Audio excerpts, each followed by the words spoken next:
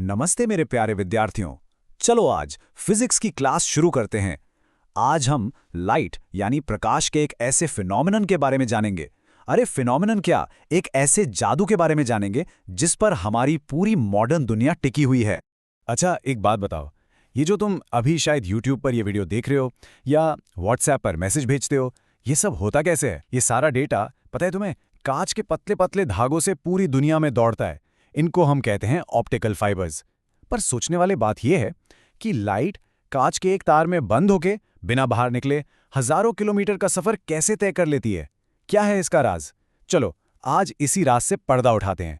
तो हाँ, हमारे उस सवाल का जवाब वो छिपा है प्रकाश के इसी जादू में। और ये कोई हाथ की सफाई वाला जादू नहीं है, ये वो असली विज्ञान है जो हमारे चारों तरफ काम कर रहा है। लेकिन देखो, किसी भी बड़े जादू को समझने से पहले उसके पीछे का छोटा सा नियम समझना पड़ता है ना? तो पहले हमें यह समझना होगा कि प्रकाश जब एक जगह से दूसरी जगह जाता है तो आखिर वो अपना रास्ता बदलता क्यों है, यानी मुड़ता क्यों है।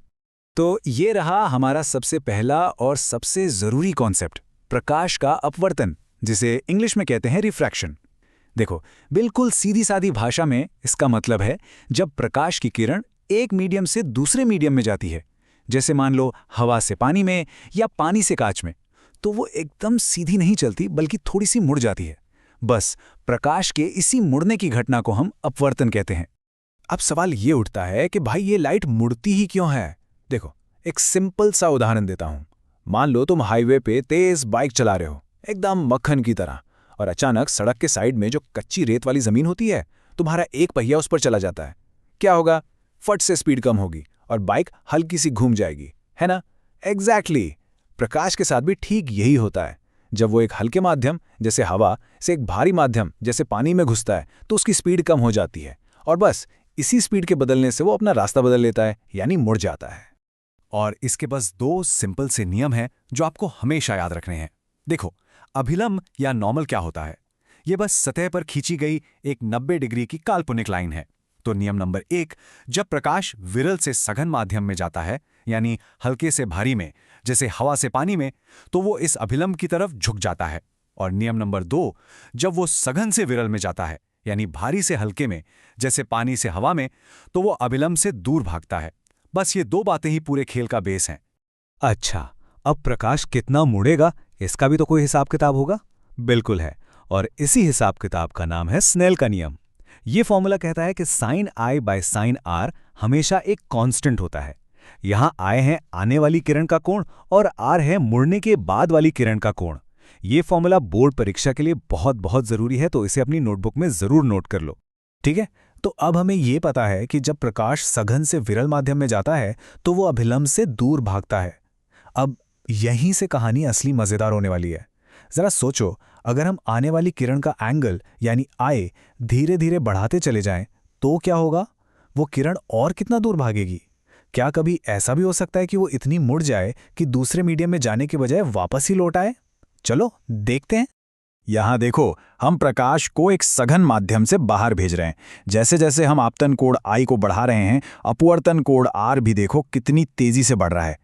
फिर एक ऐसा खास एंगल आता है जहां किरण दूसरे माध्यम में जाती ही नहीं बल्कि दोनों सतहों के बीच से 90 डिग्री पर निकल जाती है। और अगर हमने एंगल को इससे जरा सा भी और बढ़ाया तो बूम, प्रकाश बाहर जाने के बजाय एक शीशे की तरह टकराकर वापस उसी माध्यम में लौट आता है। इसी को कहते हैं प्रकाश का यूटर्न। तो वो जादुई एंगल, वो खास आपतन कोण जिस पर अपवर्तन कोण ठीक 90 डिग्री हो जाता है, उसे हम एक स्पेशल नाम देते हैं, क्रांतिक कोण या क्रिटिकल एंगल। समझ लो, ये वो लक्ष्मण रेखा है जिसके पार जाते ही प्रकाश का असली जादू शुरू हो जाता है। और दोस्तों, प्रकाश के इसी शानदार यू टर्न को हम फिजिक्स की भाषा में कहते हैं पूर्ण आंतरिक परावर्तन या टोटल इंटरनल रिफ्लेक्शन, शॉर्ट में TIR। अब जो बात मैं कहने जा रहा हूं उसे अपनी कॉपी में बड़े बड़े अक्षरों में स्टार बनाकर लिख लो। ये बोर्ड एग्जाम का फेवरेट क्वेश्चन है। TIR होने के लिए 2 शर्तें हैं और ये आपको मुंह जबानी याद होनी चाहिए। पहली, प्रकाश को हमेशा भारी यानी सघन माध्यम से हल्के यानी विरल माध्यम में जाना होगा। और दूसरी, आने वाला कोण यानी आपतन कोण का मान उस क्रांतिक कोण से ज्यादा होना ही चाहिए। जब ये दोनों शर्तें पूरी होंगी तब ये जादू देखने को मिलेगा। अब तुम सोच रहे होगे कि सर, ये यू टर्न हमारी असल जिंदगी में कहां काम आता है? तो मैं बताता हूं। ये कोई मामूली यू टर्न नहीं है। ये उन चमत्कारों के पीछे का विज्ञान है जो हम अपने आसपास हर रोज देखते हैं। रेगिस्तान में या कभी-कभी गर्मियों में सड़क पर दूर से देखने पर ऐसा लगता है ना जैसे पानी फैला हो, उसे मृगमरीचिका या मिराज कहते हैं। वो कोई असली पानी नहीं है, वो असल में पूर्ण आंतरिक परावर्तन का खेल है। जमीन के पास की गर्म हवा और ऊपर की ठंडी हवा की परतें मिलकर प्रकाश को ऐसे मोड़ती हैं कि हमें आसमान का उल्टा प्रतिबिंब जमीन पर दिखाई देता है और हमें पानी होने का धोखा हो जाता है। और हीरा हीरा इतना जगमगाता क्यों है? उसकी वजह भी TIR ही है। हीरे को इतने खास तरीके से तराशा जाता है कि एक बार जो लाइट उसके अंदर घुस गई वो आसानी से बाहर नहीं निकल पाती। वो अंदर ही अंदर बार बार यूटर्न लेती रहती है, यानी TIR करती है, और जब आखिरकार किसी एक कोने से बाहर निकलती है तो हीरा दमक उठता है। और अब आते हैं अपने सबसे पहले सवाल पर, हमारा सुपर फास्ट इंटरनेट। ये जो ऑप्टिकल फाइबर केबल हैं वो दरअसल TIR के सिद्धांत पर बने लाइट के सुपर हाईवे हैं। तुम्हारे डेटा को लाइट सिग्नल में बदला जाता है और फिर उसे फाइबर के अंदर एक ऐसे एंगल पर भेजा जाता है जो हमेशा क्रांतिक कोण से ज्यादा होता है। इसका नतीजा, लाइट की किरण बिना एनर्जी लॉस किए अंदर ही अंदर हजारों बार यू टर्न लेती है और दुनिया के एक कोने से दूसरे कोने तक पहुंच जाती है। यही है हमारे 5G इंटरनेट का असली राज। चलो, अब जब पूरा कॉन्सेप्ट दिमाग में बैठ गया है तो जल्दी से परीक्षा के लिए कुछ जरूरी पॉइंट्स को पक्का कर लेते हैं। तो एक छोटा सा क्विज हो जाए। बताओ, पूर्ण आंतरिक परावर्तन के लिए प्रकाश को किस तरफ से किस तरफ जाना चाहिए? ऑप्शन ए विरल से सघन या ऑप्शन बी सघन से विरल? जल्दी सोचो। सही जवाब है ऑप्शन बी सघन से विरल। शाबाश, मुझे पता था तुम सही जवाब दोगे। अच्छा, अब ये स्लाइड तुम्हारे फाइनल रिवीजन के लिए है। अपनी कॉपी में इसे फटाफट नोट कर लो या स्क्रीनशॉट ले लो। इसमें पूरे टॉपिक का निचोड़ है।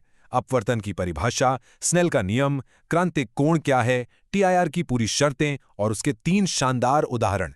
एग्जाम से एक रात पहले बस इतना देख लोगे तो काम हो जाएगा। और आखिर में मेरी तरफ से एक गुरु मंत्र ले लो। एग्जाम के लिए TIR की वो 2 शर्तें और कोई भी एक एप्लीकेशन जैसे ऑप्टिकल फाइबर रट लो। मैं गारंटी दे रहा हूं ये 3 नंबर का सवाल पेपर में छपा हुआ मिलेगा। तो अगली बार जब तुम्हारा इंटरनेट रॉकेट की स्पीड से चले तो याद करना कि इसके पीछे लाइट का वो एक छोटा सा मगर कितना जबरदस्त